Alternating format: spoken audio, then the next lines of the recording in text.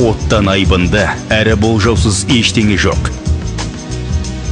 Оларды әлі қайда қысқартып, мангалдарға, көліктердің моторына, қазандықтарға, домна пештер мен ас үйге бөлдік деп ойлаймыз. Сіріңке қорабын жанымызда ұстап, тіпті ғарышқа да ұшыруды үйрендік. Ол адамдарға қызмет ете білгенмен өміріне қауіпті төндіреді.